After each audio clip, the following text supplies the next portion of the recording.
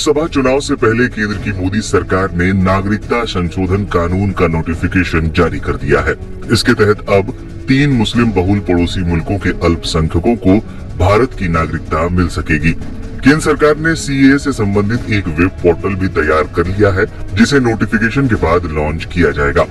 नागरिकता संशोधन कानून लागू होने के बाद भारत के पड़ोसी देशों में रह रहे लोगों के लिए भारत की नागरिकता हासिल करना काफी आसान होगा।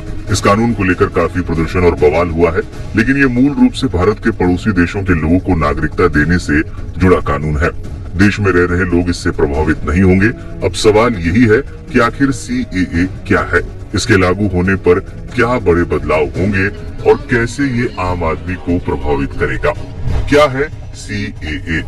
सीएए या सिटीजनशिप अमेंडमेंट एक्ट नागरिकता से जुड़ा कानून है। अगर ये लागू हुआ तो 3 पड़ोसी मुस्लिम बहुल देश पाकिस्तान, बांग्लादेश और अफगानिस्तान से आए उन लोगों को भारत की नागरिकता मिल जाएगी जो प्रताड़ना का शिकार होकर दिसंबर 2014 तक भारत आए थे। इसमें गैर मुस्लिम अल्पसंख्यक यानी हिंदू, सिख, बौद्ध, जैन, पारसी और ईसाई शामिल हैं। नागरिकता संशोधन बिल पहली बार साल 2016 में लोकसभा में पेश हुआ था। यहाँ से पास हो गया, मगर राज्यसभा में अटक गया था। कुछ समय बाद इसे संसदीय समिति को भेज दिया गया। तब तक 2019 का लोकसभा चुनाव आ गया। एक बार फिर से मोदी सरकार बनी और दिसंबर 2019 में इसे लोकसभा में दोबारा पेश किया गया। अब की बार ये लोकसभा और राज्यसभा दोनों में पास हो गया। इसके बाद 10 जनवरी 2020 को इसे राष्ट्रपति की मंजूरी मिल गई। नागरिकता को लेकर क्या है प्रावधान? नागरिकता देने का अधिकार केंद्र सरकार के पास है। पाकिस्तान, बांग्लादेश और अफगानिस्तान से आए हिंदू, सिख, बौद्ध, जैन, ईसाई और पारसी धर्म से जुड़े शरणार्थियों को भारत की नागरिकता दी जानी है।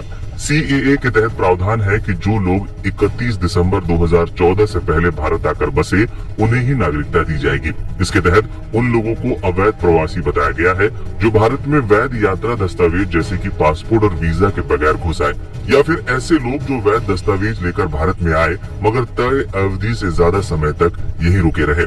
किसे फायदा, किसे नुकसान? सीएए से फायदा भारत के पड़ोसी देशों में रह रहे लोगों को होगा।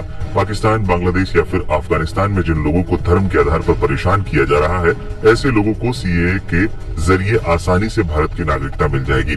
इस कानून से किसी को सीधा नुकसान नहीं होगा। हालांकि पड़ोसी देशों से लोगों के आने पर भारत की आबादी जरूर बढ़ेगी। मौजूदा समय में भारत दुनिया का सबसे ज्यादा आबादी वाला देश है। पड़ोसी देशों से लोगों के आने पर देश के संसाधनों पर दबाव बढ़ेगा। इसका असर देश की जनता पर भी पड़ेगा। क्यों हुआ था सीएए का विरोध? पिछली बार जब इस कानून को लागू करने की कोशिश की गई थी, तब दिल्ली के शाहीन बाग समेत देश के कुछ हिस्सों में इसके खिलाफ विरोध प्रदर्शन किया गया। इस कानून में मुसलमानों का जिक्र नहीं होने को लेकर विवाद है। इस वजह से सरकार पर धार्मिक भेदभाव का भी आरोप लगा था। सीएए को एनआरसी से जोड़कर देखा जा रहा था। वहीं इस कानून के आलोचकों का मानना है कि सीएए लागू करने के बाद सरकार एनआरसी लागू करेगी। इसके बाद ऐसी स्थिति बनेगी जिसमें भारत की नागरिकता धर्म के आधार पर तय होगी।